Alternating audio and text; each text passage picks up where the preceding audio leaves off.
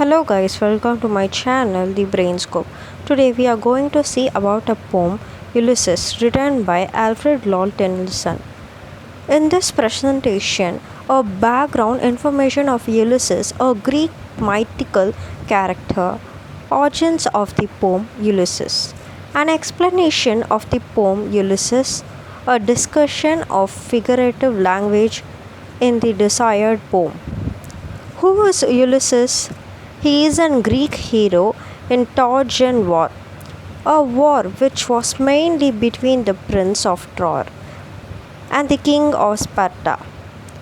After the fall of Troy, he travels 10 years to explore the world. When arrived to Ithaca, his kingdom, he earns to explore the world again dispute his reunion with his family. About the speaker and audience.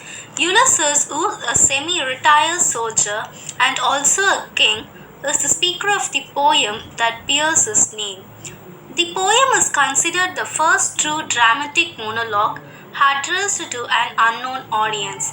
A dramatic monologue is a poem spoken by a single person to an audience. That audience could be one person or a group of people referred to in the poem or any other implied audience. A monologue differs from a soliloquy because it is spoken to an audience that is a part of a situation, as opposed to the audience in the theatre. A dramatic monologue is identifiable by the fact that it resembles as conversation in which you can only hear one person talking. The speaker seems clearly to be responding to someone, but that person or group doesn't actually speak in the poem.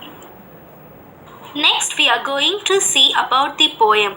It was written in 1833 and published in 1842. Ulysses was written soon after Arthur Hallam's death and gave my feelings about the need of going forward and braving the struggle of life perhaps more simply than anything in memoriam. Based on the passage in Dante Inferno, Hallam and drawn Tennyson to a study of Dante. Tennyson exacts his hero's externally restless aspiration, whereas Dante condemned his curiosity and perceptions. Both poets recalled Odyssey, where the ghost foretold Ulysses' fortune. The subject of the poem: a bored, dissatisfied king who can't stand just sitting around the house with his wife all day, eating, sleeping, and settling disputes every once in a while. He is still in good physical shape, and he can't stand it that he doesn't get to put that body to use. A man who has traveling to many places, not any places, and fought many wars, not any kind of wars. And now he wants to review his majestic past by traveling. A man who's an unstamped spirit and nothing is going to stop him. He's got a disease, and the only cure is to keep traveling, to keep moving, even if this kills him. A man who strongly senses the urgency that stems largely from his own consciousness of death. He thinks by traveling more, he can somehow forestall death, can make the external silence wait just a bit longer for him. A retirer whom death isn't just stalking him because that's what death does. It's stalking him because he's old.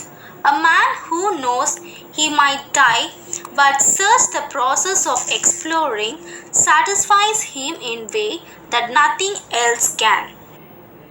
Death closes all, but some.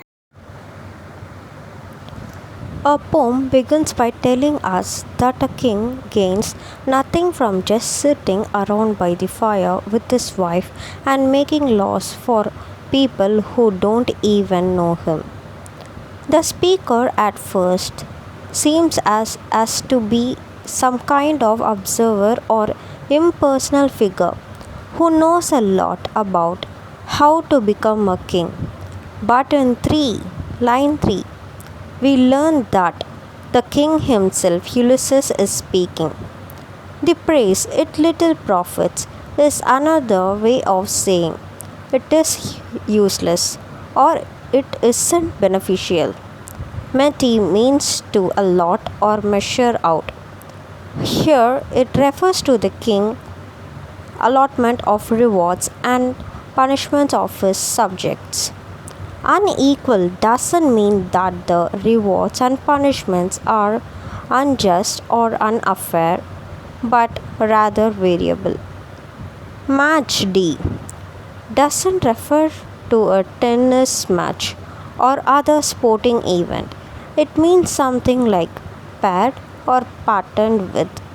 Ulysses' subjects are presented to us a large group of trons who do nothing but eat and sleep. After his moralistic opening, Ulysses tells us more about why sitting around doling out rewards and punishments bores him. We learn that he is a restless spirit who doesn't want to take a break from roaming the ocean in search of adventure. He will not let life pass him by.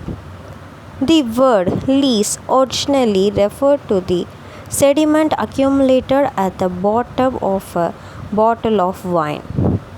To drink life to the lees means to drink to the very last drop. Nowadays, we might say something like live life to the fullest. Ulysses tells us that he has had a lot of good times and a lot of bad times, sometimes with his best friends and sometimes alone, both on dry land and while sailing through potentially destructive storms. Sucking drifts are pounding showers of rain that one might encounter at sea during a storm. The Hyades are a group of stars associated with rain. They racing in the sky, generally coincidences with the rainy season. Here they are presented as architects of the ocean. I am become a name for always roaming with a hungry heart. Much have I seen and known. Cities of men and manners, climates, councils, governments, myself not least, but honored of them all, and drunk delight of battle with my peers. Far on the ringing plains of windy Troy, I am a part of all that I have met. Ulysses elaborates on the good times and bad times he has enjoyed during his travels. The phrase I become a name means something like become a household name. Ulysses has become famous because he has traveled to so many places. Ulysses tells us that he has visited a variety of different places with different manners, weathers, governments, etc. He portrays himself as a traveler with an insatiable desire, hungry heart to see as many places as he can, try as many foods as he can, etc. The phrase myself not least but honored of them all means something like I wasn't treated like the least little thing, but was honored by everybody I met. Ulysses also describes the time he spent on the ringing plains of windy Troy, the famous city where the Trojan War took place. The plains are ringing because of the armor clashing together in battle. I am a part of all that I have met is a strange phrase. Usually we say something like all the places I have seen are now a part of me. The phrase suggests that Ulysses left parts of himself everywhere he went.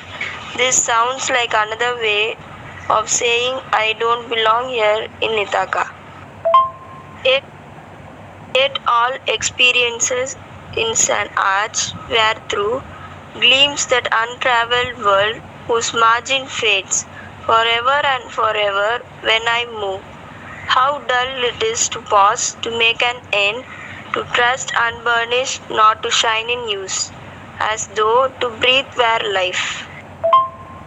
Ulysses further justifies his desire to keep traveling and living a life of adventure.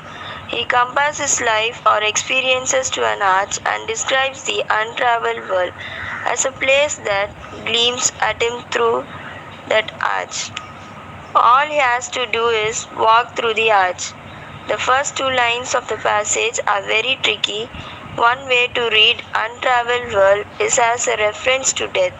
It is always looking at him through the arch of his experiences, but somehow seems to recede, margin fades as he keeps moving.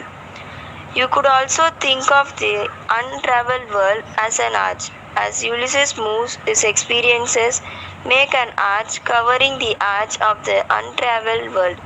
The more he travels, the more the margin or edges of the world recede are covered up.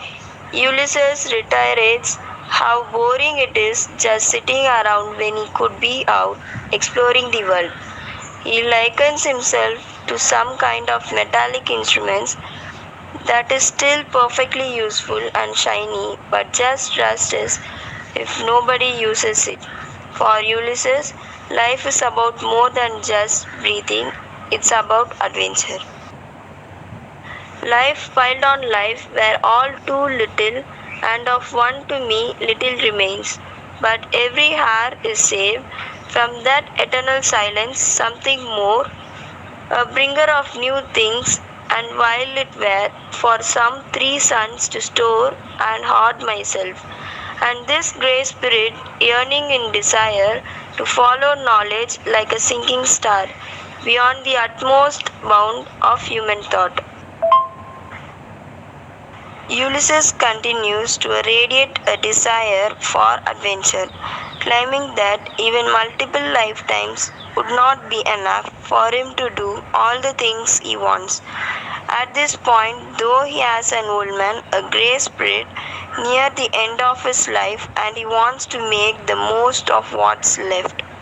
It's a waste of time for him to hang out in Ithaca for 3 years when his desire for adventure is still so alive. The phrase, but every hair is saved from the eternal silence, something more, a bringer of new things, is strange. It means something like each additional hour that I live, or each hour that I am saved from death, brings me new experiences. 3 suns doesn't mean 3 days, but rather 3 years. The phrase follow knowledge like a sinking star is ambiguous. On the one hand, Ulysses wants to chase after knowledge and try to catch it as it sinks like a star. On the other hand, Ulysses himself could be the sinking star. That makes sense too. He is a great personality who is moving closer to death.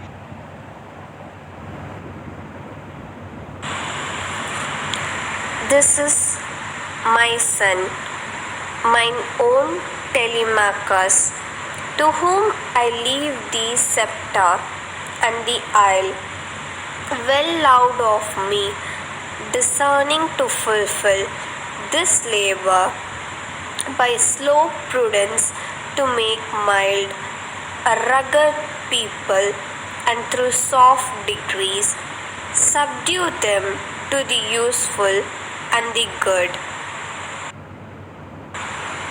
Ulysses introduces us to his son and heir, Telemachus, who seems like the right guy to take over the job of king of Ithaca. He is smart and he knows how to make his people do things without being too harsh about it. A scepter is a ceremonial stuff that symbolizes authority. Ulysses means something like I leave him in charge. When compared with Ulysses, his son Telemachus seems a lot restless. He has slow prudence, which means that he's patient and willing to make the best decision for the people of Ithaca without being too harsh. The people of Ithaca are rugged, which means that they are a little uncivilized and uncultured. They are with a little bit of an attitude. That's why they need to be recognized in and put to good use. Soft degrees implies that Telemachus will civilize the citizens of Ithaca in stages and in a nice way. Most blameless is he, centered in the sphere of common duties, decent not to fail in offices of tenderness and pay, meet adoration of my household gods. When I am gone, he works his work, I mine. Ulysses tells us more about Telemachus' qualifications. He's a straight shooter all the way, a nice guy. Decent not to fail means that Telemachus is smart enough not to fail at doing nice things for people and paying the proper respect to the gods. Meet means appropriate or suitable. We are not sure whether when I am gone means that Ulysses is planning on going back to sea for some more adventures or if he's thinking about his own death. There lies the port. The vessel puffs her sail. There gloom the dark boat seas. My mariners, souls that have toiled and wrought and thought with me, that ever with a welcome took the thunder and the sunshine and opposed. Free hearts, free foreheads, you and I are old. Old age hath it his honor and his toil. Ulysses shifts our attention to the port of Ithaca, where he tells us a ship is preparing to set sail. Gloom is usually a noun, but here it's a verb, which means appearing dark. Thunder and sunshine is used here to mean something, good times and bad times. They have gladly gone through thick and thin for Ulysses. The phrase opposed and free hearts, free foreheads is a little tricky one. Ulysses means that his soldiers opposed whatever come in their way like thunder, and they did it as free men and with a lot of confidence, free foreheads. Speaking of old age, Ulysses suggests that even though old people are respected, they also have responsibilities.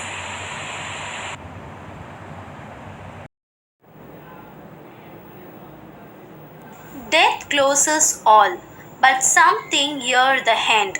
Some work of noble note may yet to be done, not unbecoming men that strive with gods. The lights begin to twinkle from the rocks. The long day wanes, the slow moon climbs. The deep moans round with many voices. Ulysses knows that will end everything, but he still believes he can do great things, things worthy of men who fought against the will of the gods during the Trojan War. Ere is an old poetic word that means before. Ulysses observes the sunset and the arrival of night, but it seems like he is thinking about his own death as well. It reminds us of ghosts or people murmuring a death. Lights begin to twinkle from the rocks in an elegant way of saying the stars are coming out. Come, my friends, tea is not too late to seek a newer world. Push off and sitting well in order's might. The surrounding furrows for my purpose holds, to sail behind the sunset and the paths of all the western stars until I die. It may be that the gulfs will wash us down. It may be we shall touch the happy sails and see the great Achilles whom we know. Ulysses is addressing his friends. He tells them what he has been telling us all along. It's never too late to go in search of new lands. Here, a furrow refers to the track or mark made in the water by the ship. He tells his sailors to smite or strive it, most likely with oars.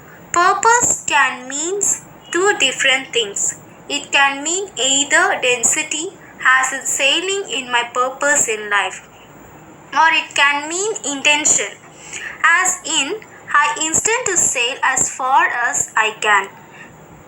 The path of all the western stars refers to the place where the stars seem to plug into the sea, which the Greeks believed in surrounded the earth.